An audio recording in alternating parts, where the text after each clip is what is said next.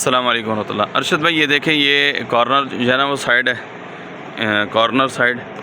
तो ये गली के अंदर से ना, यहाँ जो मेरे बेटे खड़े हैं, ये 4 फुट का हमने दरवाज़ा रखा है गली वालों के लिए। जो गली से रिहायशी जो है ना वो आएंगे, तो मतलब ये गली इस तरफ से जो आएंगे, इस तरफ से आएंगे, इस तरफ से आएंगे, उनके लिए ना जी एक ये रखा है। और ये जो आपको नज़र आ रहा है, ये मेरे बेटे खड़े हैं, ये 4 फुट ये वाला दरवाज़ा है लोगों के लिए।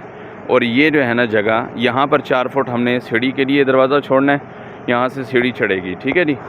तो ये टोटल 8 फुट जगह है इस जगह के ऊपर ना जी। फिर यहाँ से जो थोड़ा सा आगे का एरिया है, मज़ीद थोड़ा सा आगे का एरिया, उसके अंदर जो है ना वो हम इंशाल्लाह वाशरूम बनाएंगे और साथ में जनाब टूटियाँ छुटियाँ बनाएंगे।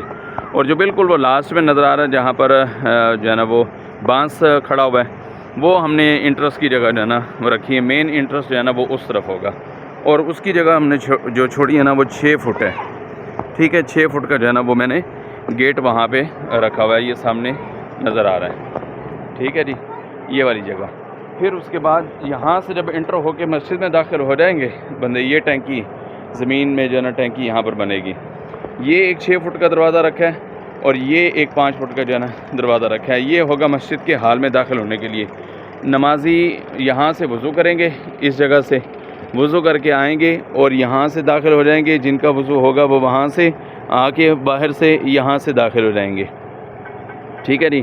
तो ये जो है ना मस्जिद का पूरा हाल होगा, ये देख लें।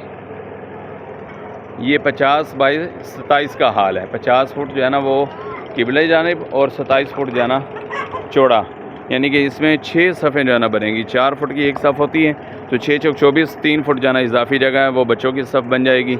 या दरवाज़ा खोलने बंद करने का भी सिलसिला जो आने जाने के लिए होता है, तो वो भी हो जाएगा, ठीक है जी।